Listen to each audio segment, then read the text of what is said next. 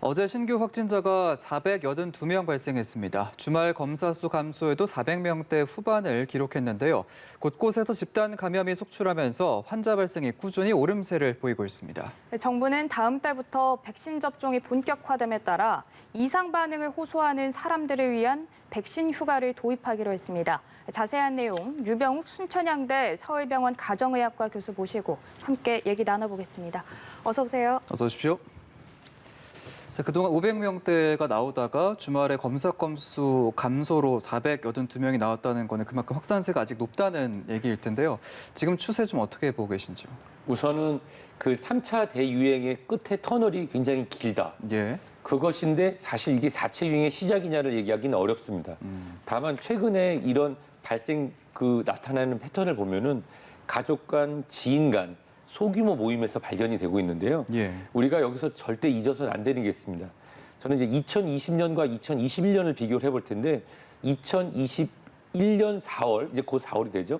그다음 2020년 4월을 비교해 보면 우리가 감염 경로를 모르는 우리가 확진자 수가 5% 미만을 우리가 안전함을 봤던 게 바로 2020년 4월입니다. 예. 그럼 현재 그렇다고 하면 이 감염 경로를 모르는 확진자는 28% 정도 되거든요. 아하.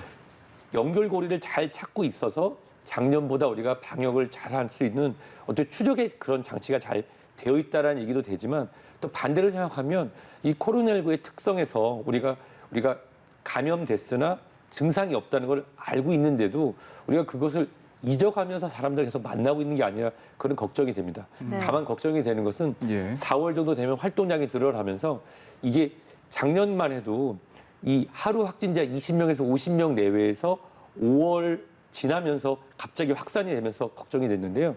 지금 그 시작점이 20명, 50명이 아닌 3, 4, 500명의 시작점에서 만약 확산세가 된다고 하면은 예. 접종이 빠르게 진행된다 하더라도 아주 우리가 일부에서 걱정했던 하루 확진자 1,000명, 2,000명이 나올 수 있는 그런 충분한 그런 환경이라고 말씀드릴 수 있습니다. 네. 교수님 말씀을 들어보니까 이제 확산 규모를 줄이는 게 굉장히 중요한 시점이겠다 이런 생각이 드는데 이제 내일부터 지금 시행되고 있는 이 거리두기 단계를 2주 더 연장하기로 하지 않았습니까? 또 모든 시설에서 기본 방역 수칙이 이제 의무화되는데 그 전에는 뭐 어딜 방문하면 누구 외 한 명, 뭐 2명 이렇게 작성을 했는데 이제 모든 사람이 출입 명부 작성을 해야 되고 또 음식 섭취가 금지되는 곳도 좀 늘어났더라고요. 이런 게 좀 확산 규모를 줄이는 데 영향을 줄 수 있을지 여기에 대해서 어떻게 보시는지요? 우선 다시 2주가 연장되지 않았습니까? 그러면서 세부 책이 나왔는데 과연 이것이 현장에서 얼마나 받아들일지에 대한 작은 의문이 있습니다. 그 예를 들어보자면 예. 사실 우리가 이번에 세부 시책이 아주 강화된 게 아니라 그 이전이었는데 일부 환자분들이 저에게 여쭤보시더라고요. 네. 그럼 그전에는 안 했나요? QR코드나 개별적으로 등록 안 했나요? 제가 가는 식당이나 업소는 등록 안 하면 주문도 안 받고 했는데 그러면 안 한 데도 있었나요? 거꾸로 물어보시는 분도 있더라고요. 즉 사실 이것을 진행하는 데 있어서 세부 시책이 나오는 순간 지키긴 더 어렵습니다. 명료하고 간단한 원칙 하에서 우리가 2020년 12월 제가 자꾸 비교를 하냐면 예.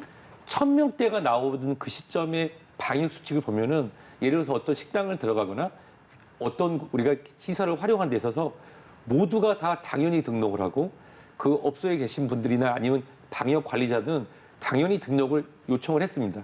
근데 최근 2주간의 우리의 모습을 한번 돌아볼까요?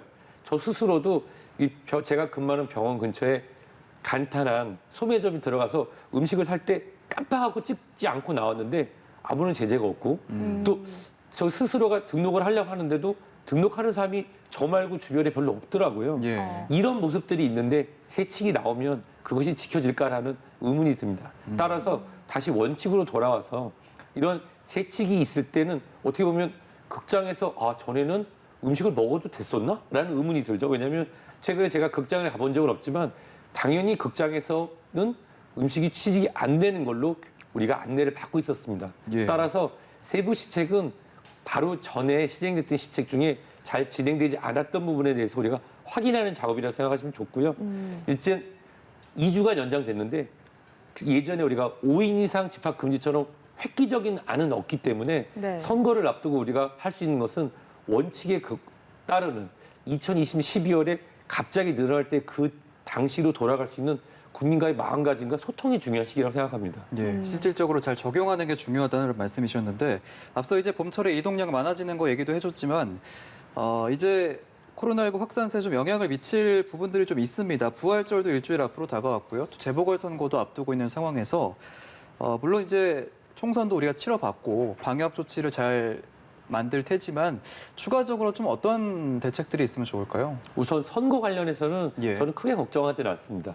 왜냐하면 우리는 이 경험을 했고 예. 네. 이번에 이제 코로나 확진자 또는 자가격리 또는 그 생활치료센터에 계신 분에 대한 국민 참정권에 대한 부분이 어느 정도 안내가 됐고 진행이 될 것이고 진행 중인 걸로 알고 있거든요. 예. 근데 이제 문제가 뭐냐면 말씀하신 것처럼 종교 행사가 진행되는 주입니다. 이제 곧 이번 주 다가오는 이제 주말이 이제 부활절을 놔두고 부활절 관련 행사가 있는데 대부분의 종교 시설에서는 방역을 완벽하게 지키고 QR코드 확인이라든지 그 종교계의 자정의 목소리를 통해서 잘하고 계십니다. 저도 오늘 오전에 이제 종교 행사를 통해서 다시 한번 확인했었는데요.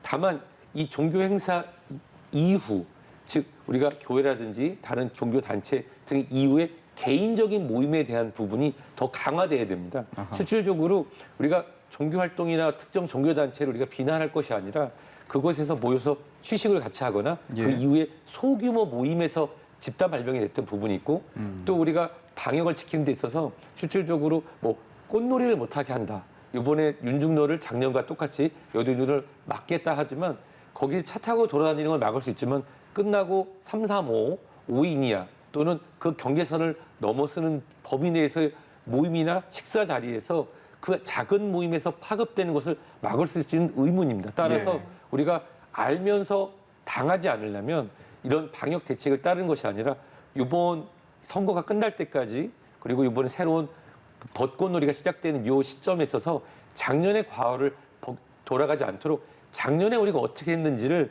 언론이라든지 방역 대책에서 다시 모아서 단순화하고 그것을 국민에게 소통할 수 있는 그렇게 할 수 있는 것이 지금 필요한 시점입니다. 예.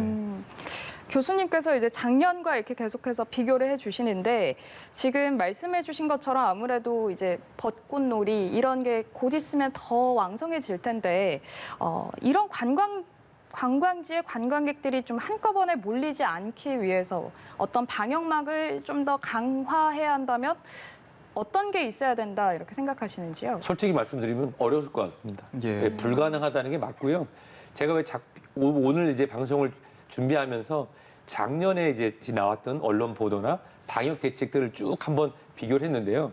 작년에는 방역 대책이 한번 시행이 나옵니다. 예를 들어서 9월 우리가 추석을 전후해서 안 가는 것이 좋도다. 뭐 이런 방역 대책이 나왔을 때 국민들이 받아지는 그 순서라든지 실질적으로 교통량이 줄어드는 걸 느낄 수가 있었고 또 5월 전후에 이태원발로 시작됐던 그러한 전국적 확산 이후에 국민 여러분들이 잘 따라주셔서 6월 달에는 확진자가 6월, 7월 달에는 거의 0명, 10명 내외로 나왔던 적도 있습니다. 네. 하지만 실질적으로 최근의 교통 상황이나 또 전세 버스를 통한 우리가 그 꽃놀이 이런 문화들이 대한민국에 있지 않습니까? 작년에 우리가 그 단풍놀이와 비교를 직접 해보자면 작년 같은 경우는 전세버스를 운영하시는 분들이 정말 울상이었고 예약 건수가 떨어지는 사실이지만 최근에는 조용하게 예약 건수가 증가되고 있고 실질적으로 모임이 증가되는 게 사실 못 가게 막는 거는 어렵습니다. 왜냐하면 예. 그거는 자유고 또 최근에 나온 이 방역 대책을 보면 그 전세버스 등을 이용해서 이동할 때는 방역 책임자를 두고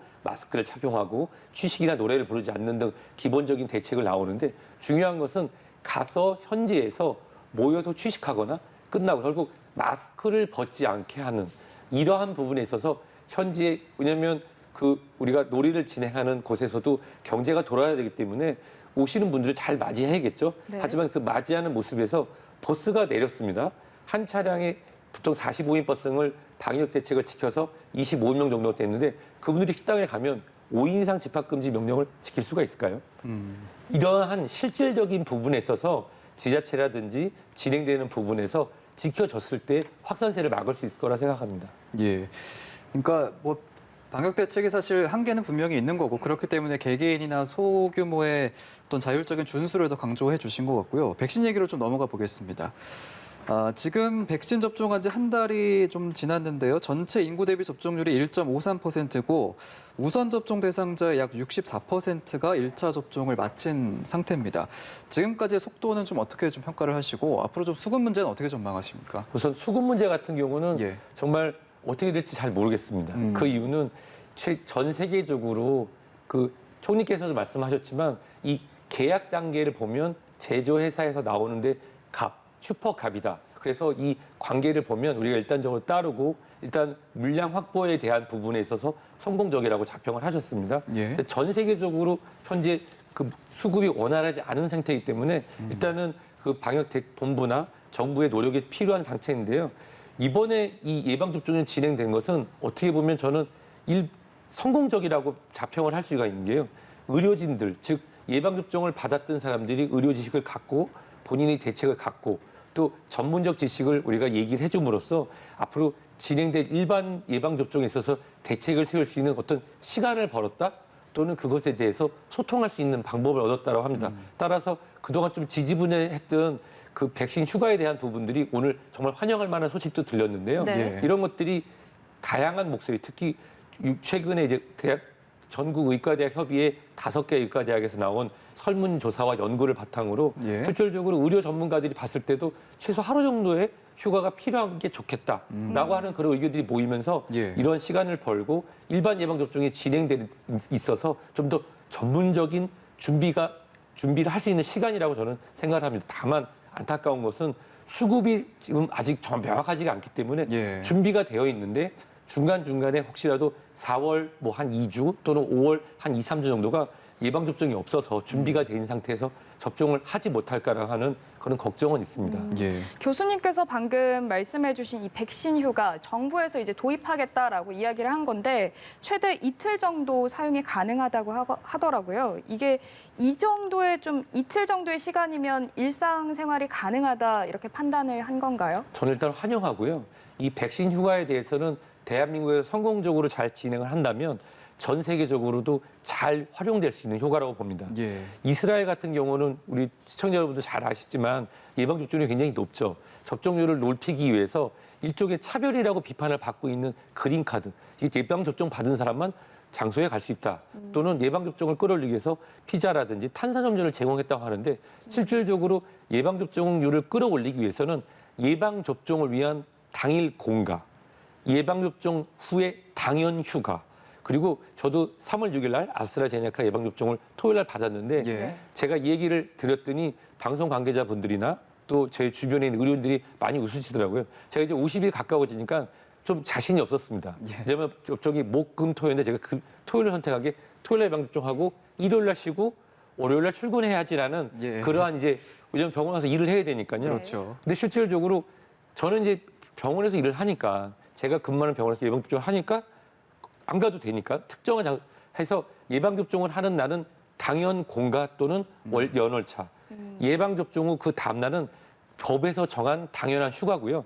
그 다음에 왜 또 하루가 더 들어가냐면 그건 아주 환영할 만한 것이 실질적으로 예방접종하고 나서 발열이 나는 경우에 코로나19 증상과 구분하기 어려서 의료시설의 방문을 자제해달라고 말씀을 드렸습니다. 예. 이런 상황에서 비의료인들은 두려워할 수 있죠. 일단 하루는 쉬었지만 다음 날 또 몸이 힘든 경우에는 의료기관에 방문해서 예방접종 후 24시간이 지난 거죠. 그런 경우에는 진료를 받고 진료 확인을 받음으로써 우리가 하루를 더 쉬어서 복귀할 수 있는 제가 실질적으로 예를 들어서 식당을 하시거나 업종을 운영하시거나 생산직에 계시거나 예방접종을 안전하게 빠르게 끝나는 것이 실질적으로 코로나19의 확산을 막아서 업장을 폐쇄하거나 2주간 업장을 못 돌리는 것보다 훨씬 안전하고 수익에도 도움이 되기 때문에 이거는 어떻게 보면 정부의 시책과 현장이 윈윈할 수 있는 아주 좋은 방책이라고 저는 찬성하고 싶습니다. 예, 네. 알겠습니다. 오늘 말씀은 여기까지 듣도록 하겠습니다. 유병욱 순천향대 서울병원 가정의학과 교수와 함께했습니다. 오늘 고맙습니다. 고맙습니다.